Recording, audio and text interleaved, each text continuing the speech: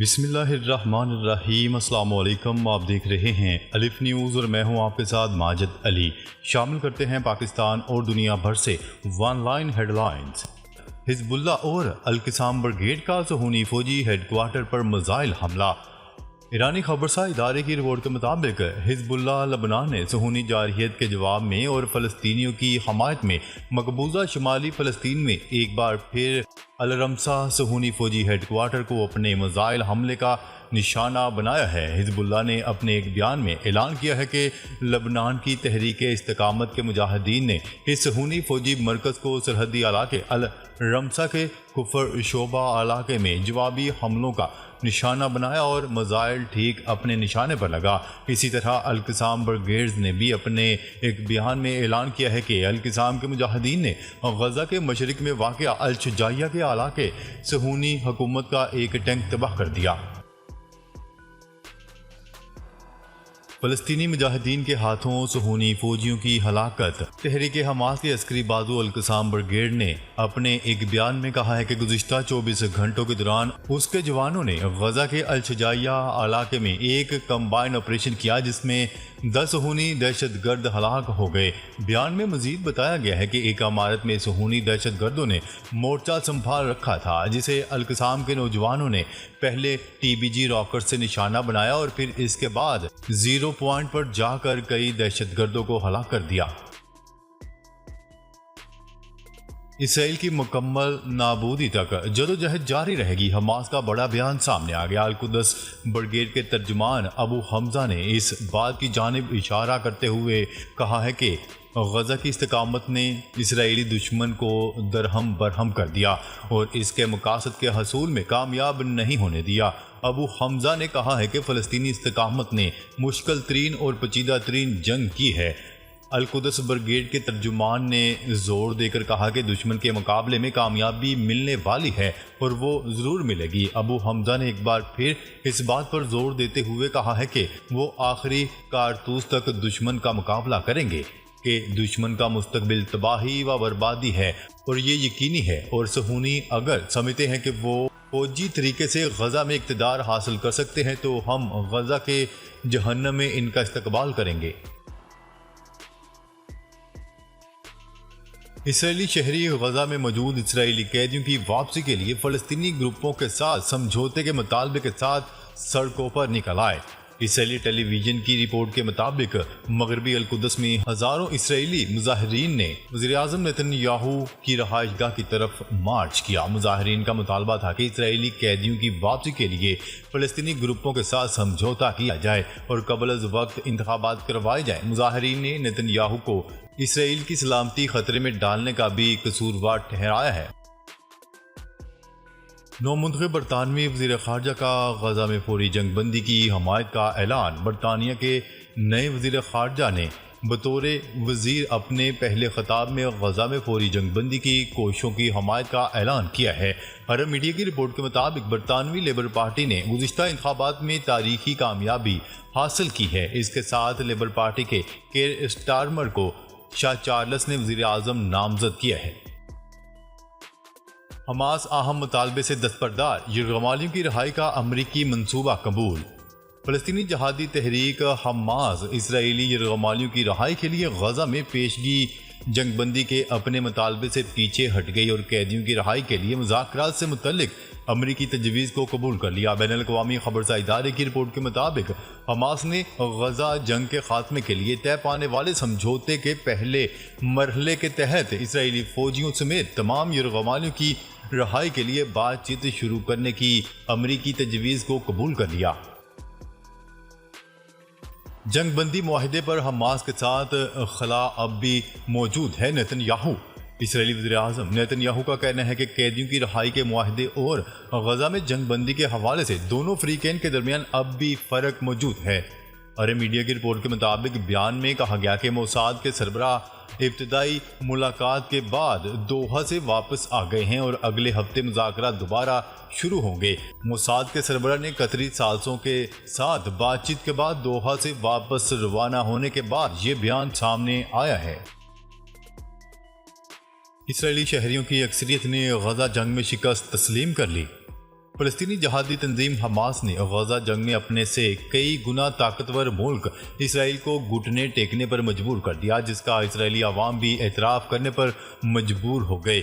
اسرائیلی عوام نے غزہ جنگ میں حماس کے ہاتھوں اپنے ملک کی شکست تسلیم کر لی اور 68% اسرائیلیوں کا کہنا ہے کہ اسرائیل غزہ جنگ میں فتح سے بہت دور ہے۔ اسرائیلی خبرساں ادارے کی رپورٹ کے مطابق 2/3 اسرائیلی عوام کا کہنا ہے کہ غزہ میں جنگ جاری رکھنے کے بجائے یرغمالیوں کی واپسی زیادہ ضروری ہے، جبکہ 67% افراد کا کہنا تھا کہ اس وقت جنگ کو جاری رکھنے سے زیادہ اہم یرغمالیوں کی واپسی ہے۔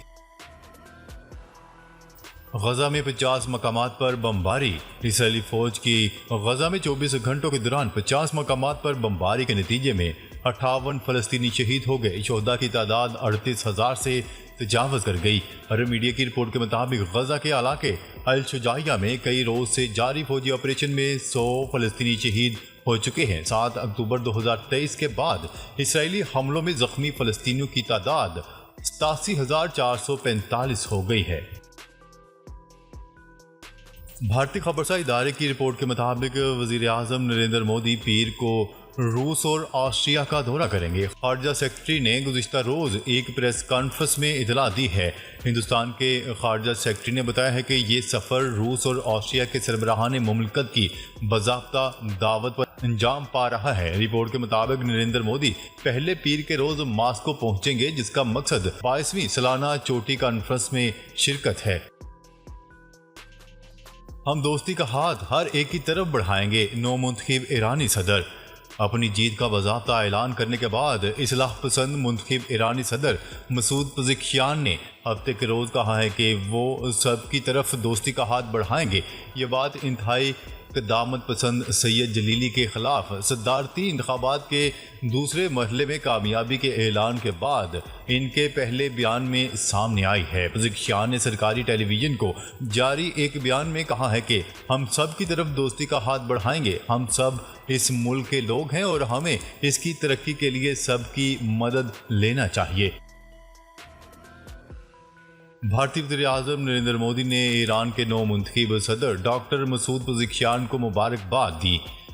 نیوز رپورٹ کے مطابق ہفتے کو ہندوستان کے وزیر اعظم نریندر مودی نے اپنے ایکس اکاؤنٹ پر ایک پیغام پوسٹ کیا، جس میں انہوں نے ایران کے نو منتخب صدر ڈاکٹر مسعود پزیکشیان کو لکھا، اسلامی جمہوریہ ایران کے صدر کی حیثیت سے آپ کی کامیابی پر مبارکباد پیش کرتا ہوں۔ مودی نے مزید کہا، ہم عوام اور خطے کے مفاد کے لیے گرمجوشی اور طویل مدتی دو طرفہ تعلقات کو مزید مستحکم کرنے کے لیے آپ کے ساتھ مل کر کام کرنے کے منتظر ہیں۔ میں انتخاب لڑوں گا اور جیتوں گا، جو بائیڈن کا بڑا بیان سامنے آ گیا۔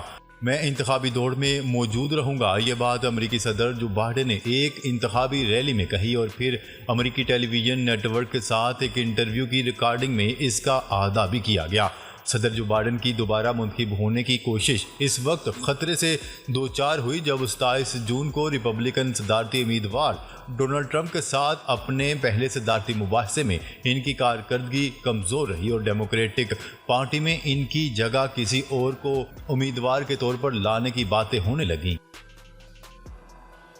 کیئر اسٹارمر برطانیہ کے وزیر اعظم بن گئے، کابینہ کا بھی اعلان۔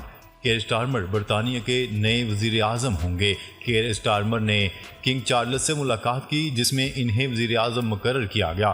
بعد ازاں کیئر اسٹارمر نے اپنے پہلے خطاب میں کہا کہ میں ابھی شاہی محل سے واپس آیا ہوں، رشی سونک کا شکریہ ادا کرتا ہوں۔ رشی سونک نے برطانیہ کے لیے غیر معمولی کوششیں کی۔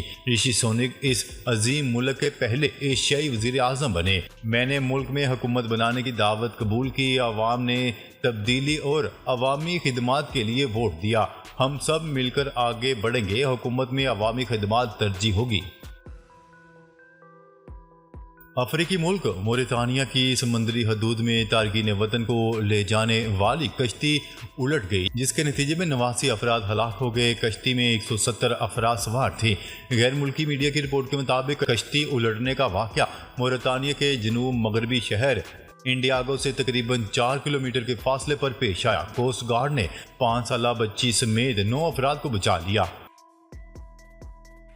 عمران خان کو جیل میں سہولیات فراہم کی جائیں، تحریک انصاف کا صدر اور وزیر اعظم کو خط۔ جوڈیشل ایکٹیویزم پینل کے سربراہ اظہر صدیق ایڈوکیٹ کی جانب سے ارسال کردہ خط کے متن میں کہا گیا ہے کہ بانی پی ٹی آئی کو جیل میں قانون کے مطابق سہولیات فراہم نہیں کی جا رہی ہیں اور انہیں لوگوں سے ملنے بھی نہیں دیا جا رہا۔ خط میں مزید کہا گیا ہے کہ بانی پی ٹی آئی کی ملاقاتوں میں کیوں رکاوٹ ڈالی جا رہی ہے۔ بانی پی ٹی آئی کو بنیادی سہولیات فراہم کی جائیں، انہیں جیل میں سہولیات نہ دی گئیں تو اعلیٰ عدالتوں سے رجوع کیا جائے گا۔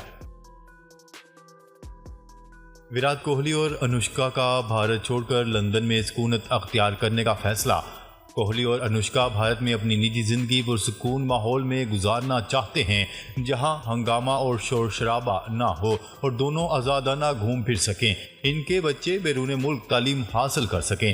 بھارتی اسٹار اور ان کی اہلیہ کا ہدف ایسا شہر ہے جہاں عام لوگ انہیں پہچان نہ سکیں۔